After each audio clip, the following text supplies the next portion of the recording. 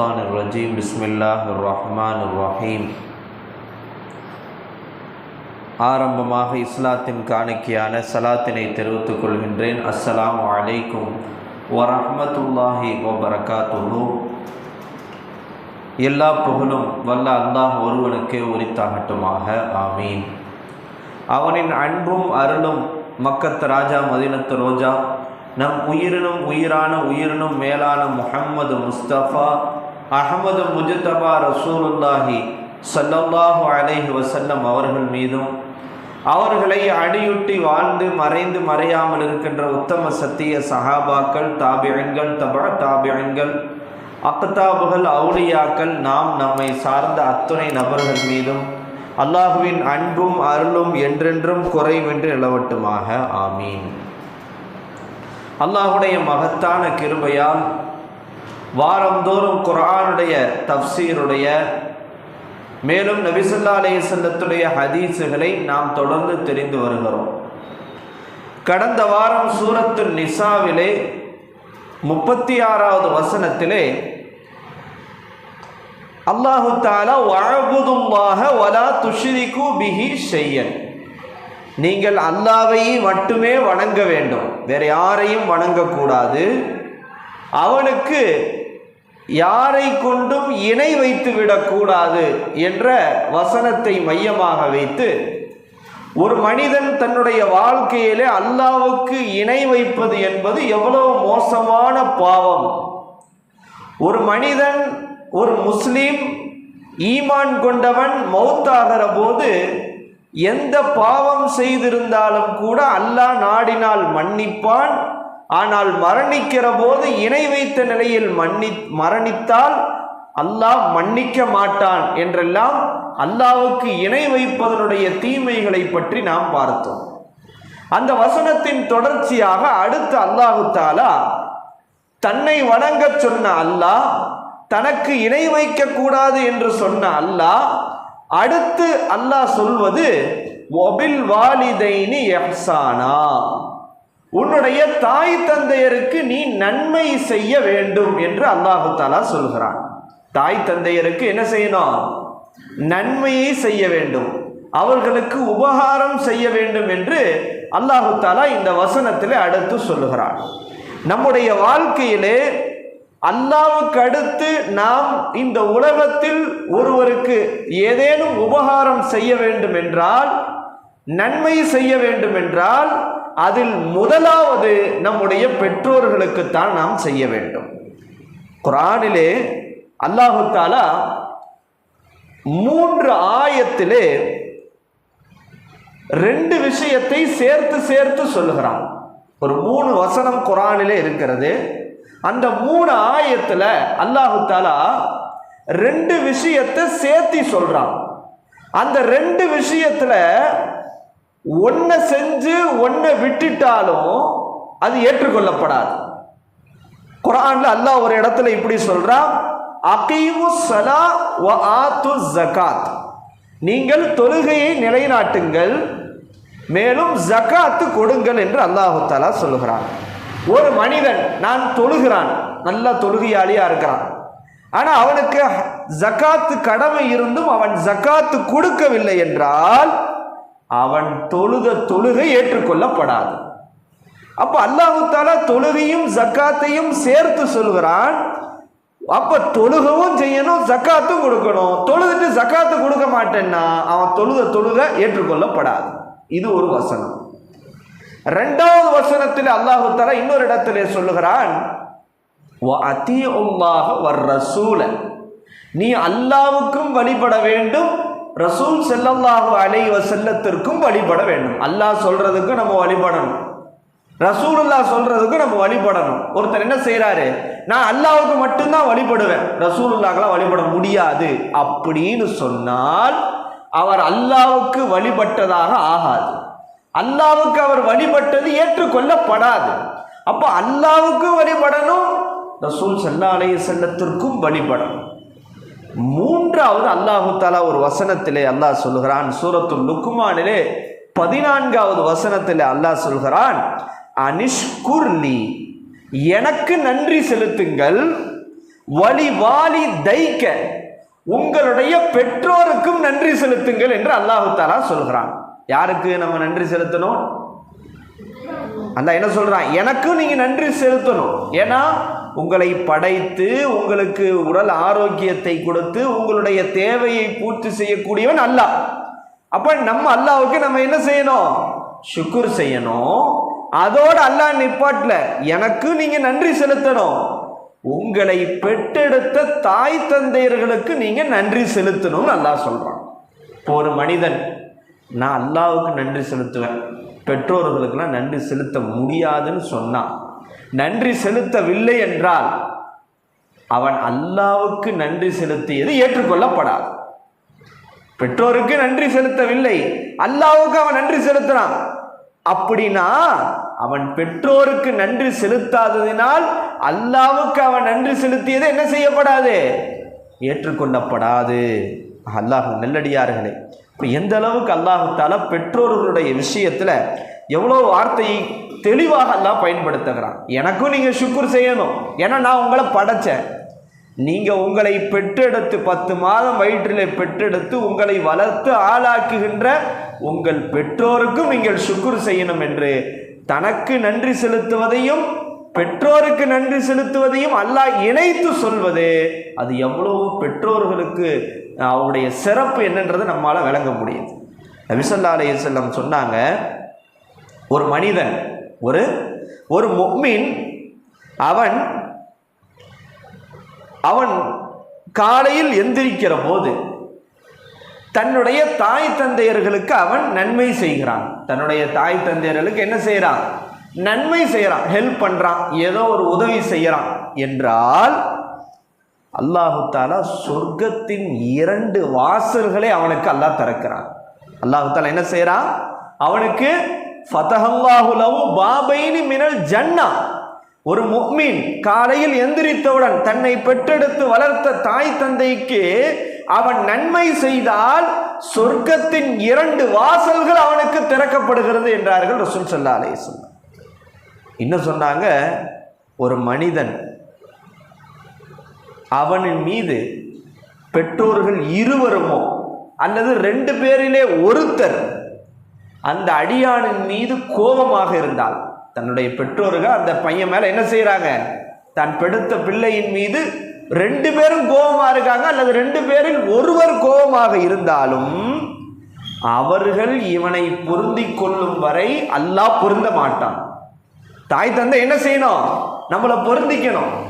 அவங்க பொருந்தாத வரைக்கும் நம்மளை யார் பொருந்த மாட்டான்? யார் பொருந்த மாட்டான்? அல்லாஹ் பொருந்த மாட்டான். பாருங்க எவ்வளோ முக்கியமான விஷயம். இன்னும் சொல்றாங்க, காலையில் எந்திரிச்சோன நம்முடைய பெற்றோருக்கு நாம் ஏதேனும் தீங்கு செய்தால், அவங்க மனசை கஷ்டப்படுத்திட்டா, அவங்கள நோவினை செய்தால் நரகத்தின் 2 வாசல்கள் அவனுக்கு திறக்கப்படுகிறது என்றார்கள் ரசூல் ஸல்லல்லாஹு அலைஹி வஸல்லம். என்ன வாசல் திறக்கப்படுது அவனுக்கு? நரகத்தின் 2 வாசல்கள். பாருங்க எவ்வளோ முக்கியமானது. ஒரு சஹாபி ரசூல் ஸல்லல்லாஹு அலைஹி வஸல்லத்திட்ட வர்றாங்க, யா ரசூலல்லாஹ், இன்னி உரீது அல் ஜிஹாத, நான் அல்லாஹ்வுடைய பாதையிலே போர் செய்வதற்கு நான் நாடுகிறேன் என்று கேட்டாங்க. உடனே ரசூலுல்லாஹ் கேட்டாங்க திருப்பி அந்த மனிதர்கிட்ட, ஹய்யுன் அபவாக்க, உங்க அத்தாமா உயிரோடு இருக்காங்களான்னு கேட்டாங்க. உங்க அத்தாமா ஹயாத்தோடு இருக்காங்களா? இவர் கேட்டது என்ன கேள்வி? நான் போருக்கு போலாமான்னு கேட்டார். ரசூலுல்லாஹ் என்ன கேட்டாங்க? போருக்கு போறது இருக்கட்டும், உங்க தாய் தந்தை உயிரோடு இருக்கிறார்களா? அந்த சஹாபி சொன்னாங்க, நாம் ஆமா யா ரசூலுல்லாஹ், எங்க அத்தா அம்மா உயிரோட தான் இருக்கிறாங்க. ரசூல் ஸல்லல்லாஹு அலைஹி வஸல்லம் சொன்னாங்க, ஃபீஹிமா ஃபஜாஹித், அவர்கள் இருவர் விஷயத்திலே நீ போர் செய் என்றார்கள். அப்படின்னா என்ன? நீ போருக்கு சென்று அல்லாஹ்வுடைய பாதையிலே போர் செய்வதை விட உன்னுடைய தாய் தந்தையர்களை நீக்கு பணிவிடை செய்வது சிறந்தது என்றார்கள். அல்லாஹ் அக்பர். அல்லாஹ்வுடைய பாதையில் போர் செய்கிறது எவ்வளோ பெரிய விஷயம். ஆனால் அதை விட ரசூலுல்லாஹ் எதை சிறந்ததுன்னு சொன்னாங்க?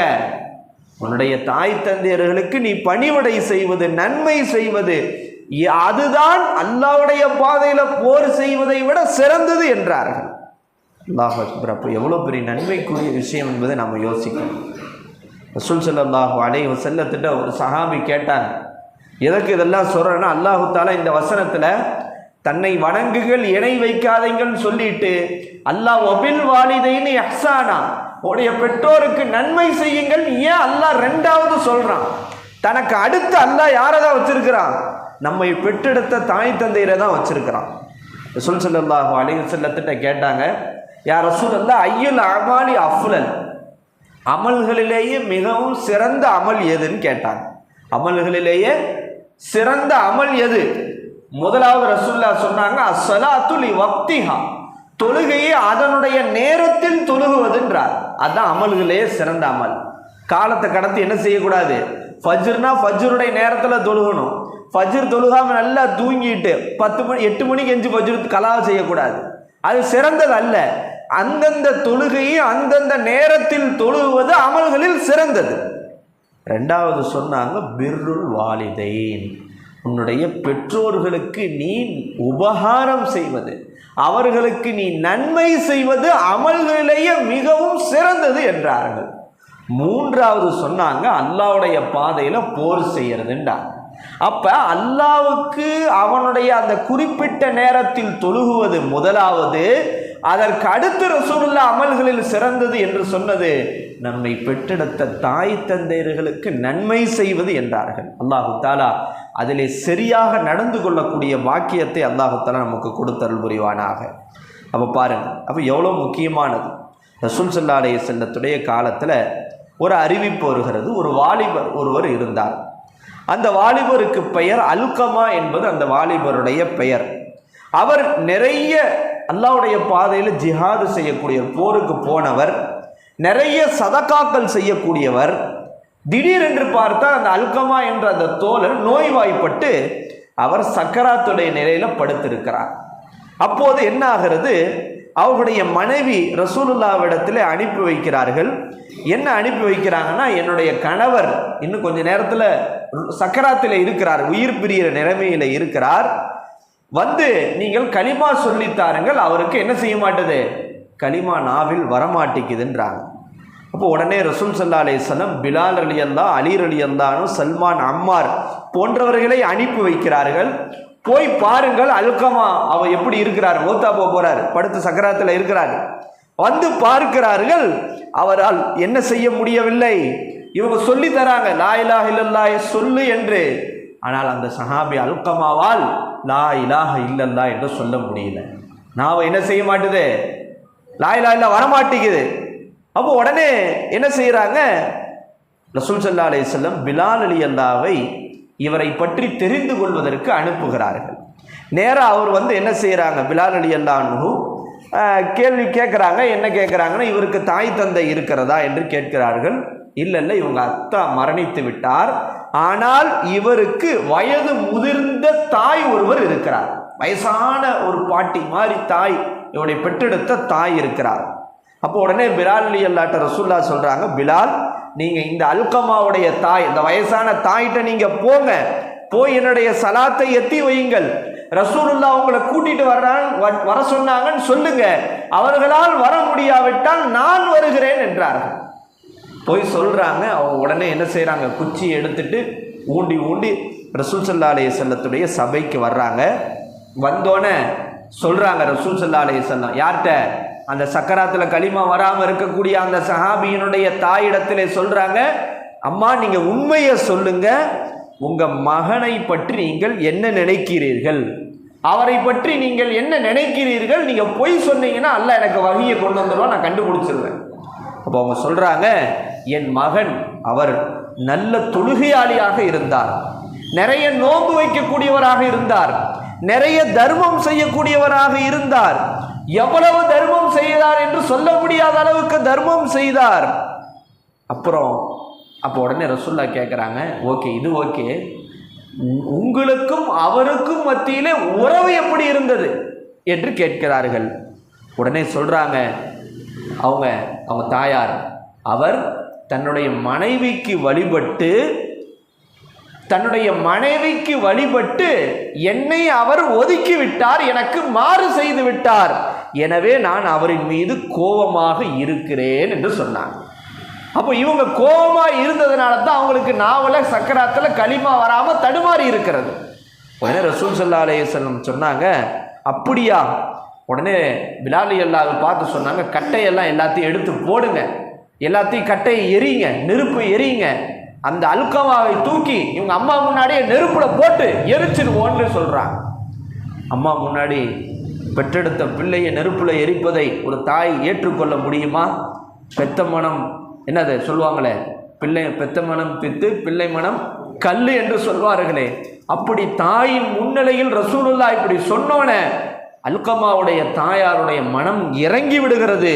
உடனே சொல்றாங்க, நீங்க அவரை மன்னிக்காத வரைக்கும், நீங்கள் உங்கள் மகனை பொருந்தி கொள்ளாத வரைக்கும் அவரால் களிமா சொல்ல முடியாது, நாளைக்கு இதைவிட நரகத்தின் நெருப்பில் அவர் எரிக்கப்படுவார் என்று சொன்னவுடன் அவருடைய தாயார், நான் என்னுடைய மகனை நான் பொருந்தி கொண்டேன் என்று சொன்னவுடன் போய் பார்க்கிறார்கள்.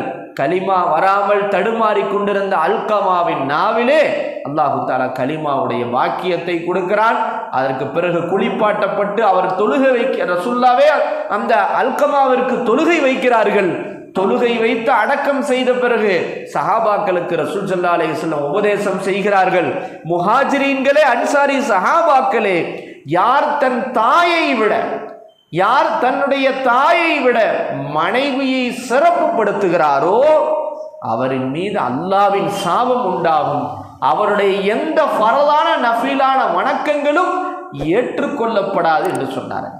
அப்போ என்ன அர்த்தம்? ரெண்டுமே பேலன்ஸ் பண்ணணும்னு அர்த்தம். அதுக்கு தான் அல்லாஹ் தஆலாவுடைய உதவி வேணும். ரொம்ப கஷ்டமான விஷயம். மனைவிக்கு கொடுக்க வேண்டிய ஹக்கையும் அம்மா அத்தாவுக்கு கொடுக்க வேண்டிய ஹக்கையும் சரிசமமா ரெண்டு பேரும் பொருந்திக்கிற மாதிரி நம்ம வாழ்க்கையை நடத்துறது தான் பெரிய ஜிஹாத். மனைவிக்கு செஞ்சா அங்க பிரச்சனை வருது, அம்மாவுக்கு செஞ்சா மனைவிக்கு பிரச்சனை வருதுன்றதான் இன்னைக்கு பல பேருடைய வாழ்க்கையில மிகப்பெரிய போர்க்களமா இருக்கு. ஆனா தாய்மார்களாக இருப்பவர்கள் தன் கணவனின் சூழலை புரிந்து கொண்டு எந்த சூழ்நிலையிலும் தன் கணவன் அவர்களுடைய பெற்றோர்களுடைய ஹக்களை குறை வைப்பதற்கு நான் காரணமாகிவிடக் கூடாது, அல்லாஹ்விடத்தில் நம்ம பதில் சொல்லணும். நம்ம கெட்டு நம்ம கணவரும் கெடுவதற்கு நாம் காரணமாகிவிடக் கூடாது என்பதிலே ஒவ்வொரு மனைவிமார்களும் கவனமா இருக்கு. நம்ம கணவரே கொஞ்சம் அசால்ட்டாக இருந்தாலும் உசுப்பி விடணும். எங்க அம்மாவுக்கு செய்ய வேண்டிய ஹக்கை கரெக்டாக செய்யுங்க, அத்தாவுக்கு செய்ய வேண்டிய ஹக்கை கரெக்டாக செய்யுங்கன்னு உசுப்பி விடுற, அதை ஊக்கம் கொடுக்கிற தாய்மார்கள் தான் மனைவி தான் மனைவியிலேயே சிறந்த மனைவி. ஆனால் அப்படிப்பட்ட மனைவி அமைவது ரொம்ப கஷ்டம்தான் இந்த காலத்தில். ஏங்க யாருக்கு செய்யணும்னா, நான் தானே உங்களை நம்பி வந்தேன், எங்கள் வீட்டை விட்டுட்டு நான் வந்தேன்ல, எனக்கு செய்ய வேண்டியது என்ன செய்யுங்க, எனக்கு செய்ய வேண்டியதை ஃபஸ்ட்டு செய்யுங்கன்னு சொல்கிற மாதிரி தான் இன்றைக்கி அமைப்புகள் இருக்கிறது.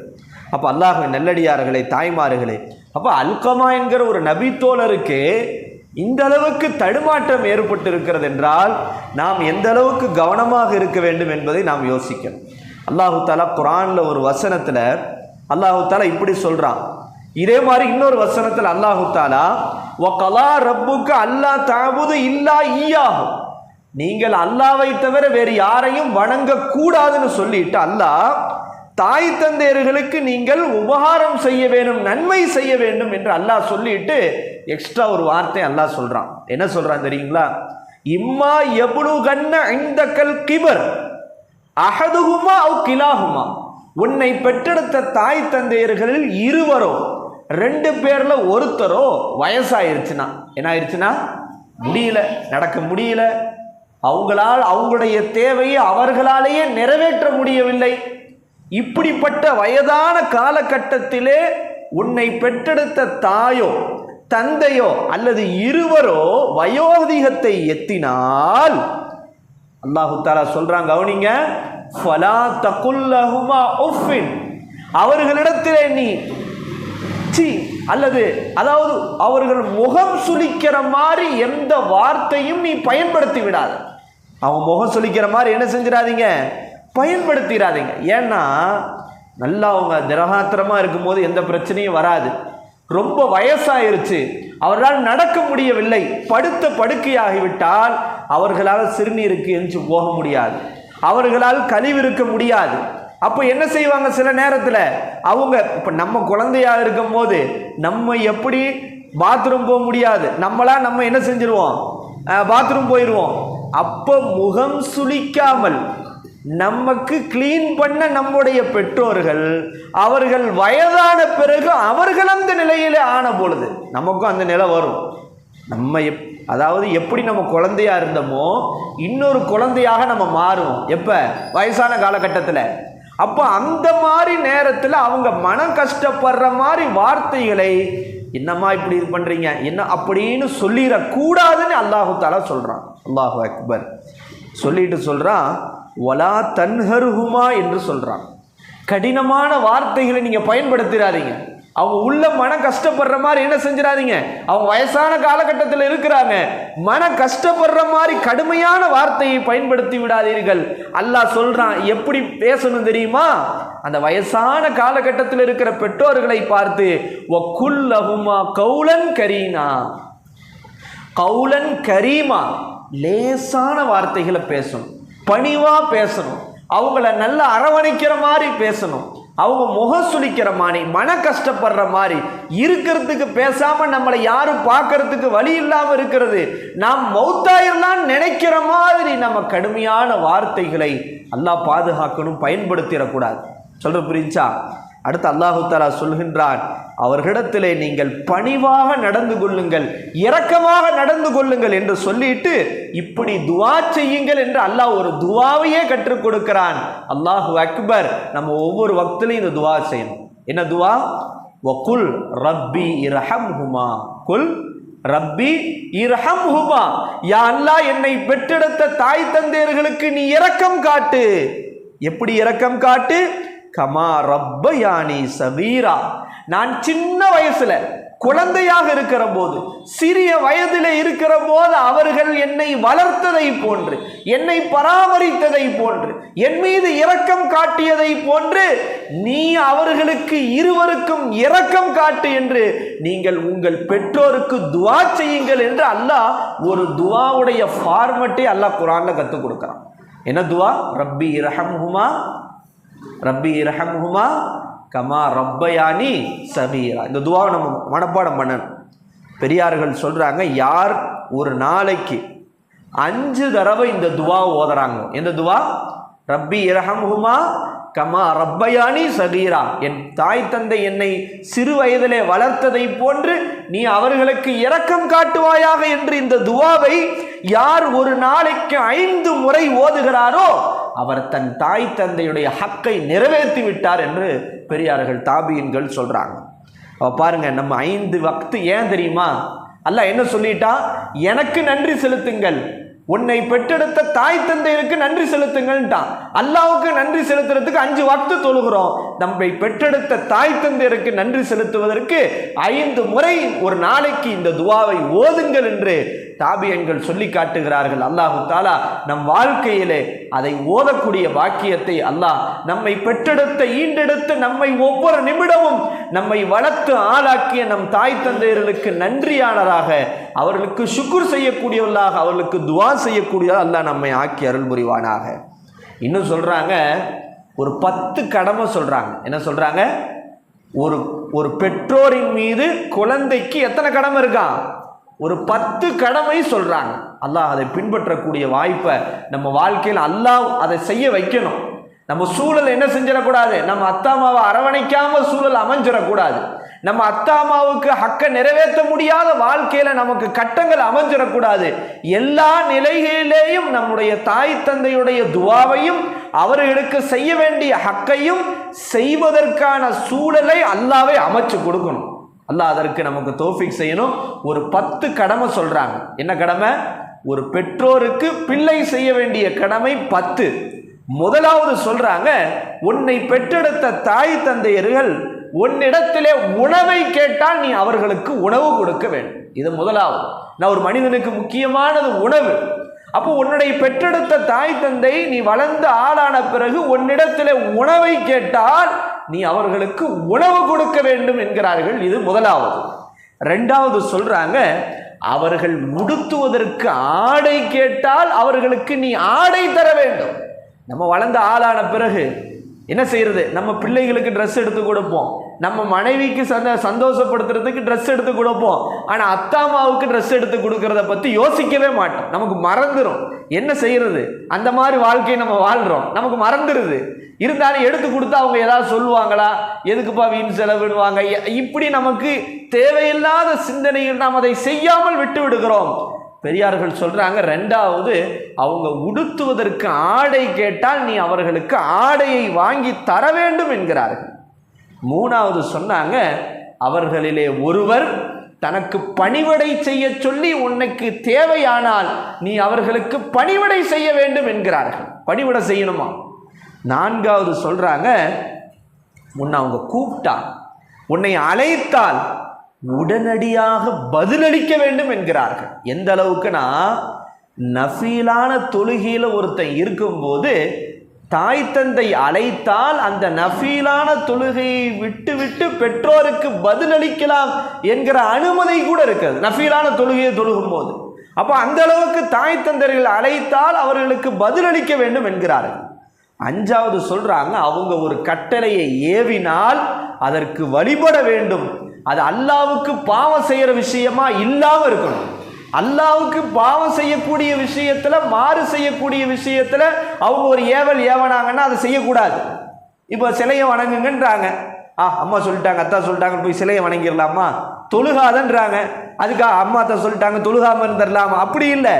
அல்லாவுக்கும் ரசூலுக்கும் மாறு செய்யாத எந்த விஷயத்திலே அவர்கள் ஒரு கட்டளை இட்டால் அந்த கட்டளை நீங்க என்ன செய்யணும்? அதை நிறைவேற்றணும். ஆறாவது சொல்றாங்க, அவங்கள்ட்ட பேசும்போது நளினமா பேசணும், கடினமான வார்த்தைகளை கொண்டு பேசக்கூடாது என்கிறார்கள். அடுத்து ஏழாவது சொல்றாங்க, அவங்க பேரை சொல்லி கூப்பிடக்கூடாது. இன்னைக்கெல்லாம் பார்க்குறோம், இன்னைக்கு என்ன செஞ்சிருது, நவீன காலத்தில் தன்னுடைய அத்தா அம்மாவை பேர் சொல்லி கூப்பிடுறது, அதில் ஒரு ஹாப்பி. அது அவங்க அத்தாவுக்கு ஒரு ஹாப்பி, இவருக்கு ஒரு ஹாப்பி, மொத்த குடும்பத்துக்கும் ஹாப்பி. ஆனால் அப்படி செய்யக்கூடாது என்கிறார். தன்னுடைய தாய் தந்தை என்ன செய்யக்கூடாது? பேர் சொல்லி அழைக்க கூடாது. அடுத்து சொல்றாங்க, எட்டாவது, அவர்கள் நடக்கிற போது அவர்களை முந்தி மரியாதை குறைவாக நடக்கக்கூடாது என்கிறார்கள். ஒன்பதாவது சொல்றாங்க, தனக்கு எது விரும்புகிறானோ அதை தன் பெற்றோருக்கும் விரும்ப வேண்டும், தனக்கு எதை வெறுக்கிறானோ அதை தன்னுடைய பெற்றோருக்கும் வெறுக்க வேண்டும் என்கிறார்கள். பத்தாவது சொல்றாங்க, எப்பெல்லாம் தனக்கு துஆ செய்யறானோ அப்பெல்லாம் தன் தாய் தந்தையுடைய மகுஃபிரத்திற்காக அவன் துஆ செய்ய வேண்டும் என்று இந்த 10 விஷயத்தை பெரியார்கள் தங்களுடைய கிதாபுகளிலே சொல்லி காட்டுகிறார்கள். எல்லாம் வல்ல அல்லாஹ் நல்லடியார்களே, அன்பான தாய்மார்களே, நம்முடைய தாய் தந்தையர்களுக்கு துஆ செய்ய வேண்டும். இன்னும் சொல்றாங்க, சஹாபாக்களில் சிலர் சொல்கிறார்கள், யார் தன்னுடைய பெற்றோருக்கு துஆ செய்வதை விடுகிறாரோ, தான் வாழ்க்கையில் என்ன செய்யறது இல்லை, தன்னை பெற்றெடுத்த தாய் தந்தையருக்கு துஆ செய்வதை விடுகிறாரோ, அல்லாஹு தஆலா அவருடைய குழந்தையினுடைய யார் விடுகிறாரோ அவருடைய வாழ்க்கையிலே கடுமையான நெருக்கடியை அல்லாஹ் கொடுப்பான் என்கிறார். அத்தாமாவுக்கு துஆ செய்யலன்னா நம்ம வாழ்க்கையில் என்ன ஏற்படுமா? கடுமையான நெருக்கடி, சோதனை ஏற்படும் என்கிறார்கள். அல்லாஹ் அந்த சோதனைகளை விட்டு நம்மை பாதுகாத்து அருள் புரிவானாக. ரசூல் ஸல்லல்லாஹு அலைஹி வஸல்லம் சொன்னாங்க, சரி, ஒருவேளை நம்ம அத்தா அம்மா மௌத்தாயிட்டாங்க, ஆனால் கோபமான நிலையில் மௌத்தாயிட்டாங்க. இப்போ மௌத்தான பிறகு நமக்கு நேரு ஹிதாயத் வந்துருச்சு. என்ன வந்துருச்சு? ஆஹா, இருக்கிற காலத்தில் அவங்களுடைய பொருத்தத்தை நாம் பெறாமல் போய்விட்டோமே, இப்போ வஃபாத் ஆயிட்டாங்களே, இருந்திருந்தா அவங்கள்ட்ட போய் மன்னிப்பு கேட்டிருக்கலாமே அப்படின்னு தோணுது. மௌத்தாயிட்டாங்க இல்லை, ஆனால் மௌத்தாகும் போது நம்ம மேலே கோபமாக இருந்திருக்கிறாங்க. இப்போ என்ன செய்யறது? அவருடைய பொருத்தத்தை நாம் பெற முடியுமா என்றால் ஒரு 3 வழிமுறையை சொல்லி காட்டுகிறார்கள். உன் தாய் தந்தை அவர்கள் மரணிக்கிற போது உன் மீது கோபமான நிலையிலே, பொருத்தமில்லாத நிலையிலே மரணித்திருந்தால் ஒரு 3 விஷயத்தை கொண்டு அவர்கள் மரணித்த பிறகும் நீ அவர்கள் பொருத்தத்தை பெறலாம் என்கிறார்கள். முதலாவது, அந்த குழந்தை இருக்கிறார், அந்த பையன், அவர் சாலிஹானவனாக இருந்தால், நல் அமல்களை செய்பவராக இருந்தால் அதுவே அவர்களை பொருந்திக் கொள்ள செய்யும். ஏன்னா பையன் அவன் தொழுகையாளியாக இருந்தால், பையன் அமல்களை செய்யக்கூடியவனாக இருந்தால் ஆட்டோமேட்டிக்கா அதனுடைய நன்மையினுடைய அசர் அவர் மரணித்த பெற்றோர்களுடைய கபருக்கும் அல்லாஹ் கொடுப்பான். அப்ப அந்த பையன் அவன் மௌத்தாகிற போது பெற்றோரின் பொருத்தத்தை பெறாமல் இருந்தாலும் மரணித்த பிறகு நேர்வழி பெற்று அவன் வருந்தி அமல்களை செய்யக்கூடிய, இபாதத் செய்யக்கூடிய நல்லடியாராக அவன் மாறினால் அல்லாஹ் அந்த பெற்றோரை இவனை பொருந்த செய்வான் என்கிறார்கள். முதலாவது. ரெண்டாவது சொல்றாங்க, தன் தாய் தந்தையர்களுடைய சொந்த பந்தங்களோடு சேர்ந்து வாழ்வது. அத்தாமா மௌத்தாயிட்டா சொந்த பந்தங்களை அப்படியே கட் பண்ணிடுறது, அப்படி இருக்கக்கூடாது. அப்ப என்ன செய்யறாங்க, நீ பொருத்தத்தை பெறணுமா மௌத்தான பிறகும் கூட உன்னுடைய தாய் தந்தையர்களுடைய சொந்த பந்தங்கள், அவர்களுடைய நண்பர்களோடு நீ சேர்ந்து வாழ்ந்தால் அவருடைய பொருத்தம் உனக்கு கிடைக்கும்ன்றாங்க.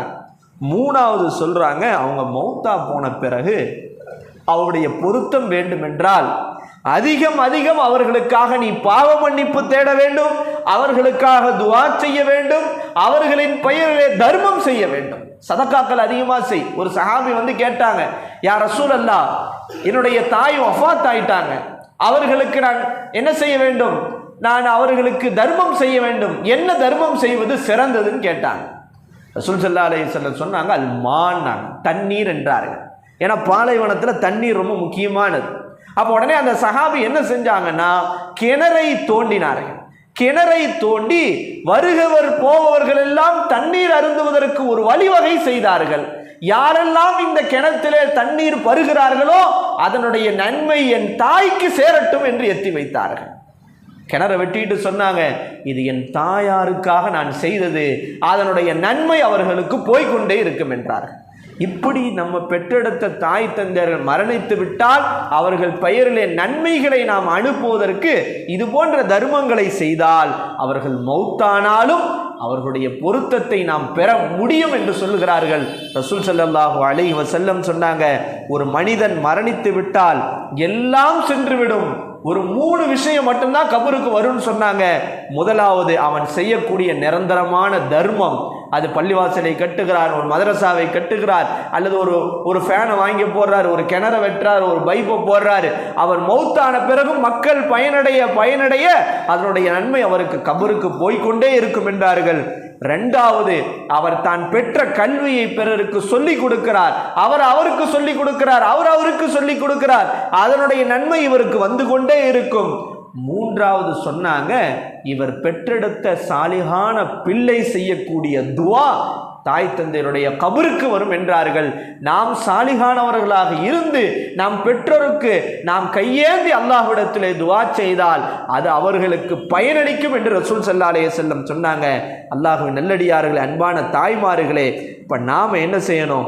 இந்த அல்லாஹு தஆலா வபில் வாலிதைனி இஹ்சானா, உன்னுடைய தாய் தந்தையர்களுக்கு நீ நன்மை செய் என்று சொன்னதற்கேற்ப நம்ம வாழ்க்கையில நம்முடைய பெற்றோர்கள் இருந்தால், வாய்ப்பு கிடைத்தால் அவர்களுக்கு உபகாரம் செய்யக்கூடியவர்களாக நாம் மாற வேண்டும். எல்லா நிலையிலேயும் தாய் தந்தையர்களுக்கு துஆ செய்யக்கூடியவர்களாக, அவர்களுக்கு உபகாரம் செய்யக்கூடியவர்களாக, எந்த சூழ்நிலையிலையும் அவர்களுடைய கோபத்துக்கு ஆளாகாமல் அல்லாஹ் நம்மை பாதுகாத்து அருள் புரிவானாக. மரணித்த பிறகும் கூட அவர்களுக்காக அல்லாஹ்விடத்திலே அதிகம் அதிகம் துஆ செய்யக்கூடிய, சதகா செய்யக்கூடிய பாக்கியத்தை அல்லாஹு தஆலா நம் அனைவருக்கும் கொடுத்து, வபில் வாலிதைனி இஹ்சானா, உன் தாய் தந்தையருக்கு நன்மை செய் என்கிற நன்மை செய்பவர்களுடைய கூட்டத்திலே அல்லாஹ் என்னையும் உங்களையும் ஆக்கி அருள் புரிவானாக. அஸ்ஸலாமு அலைக்கும் வரஹ்மத்துல்லாஹி வபரகாத்துஹு.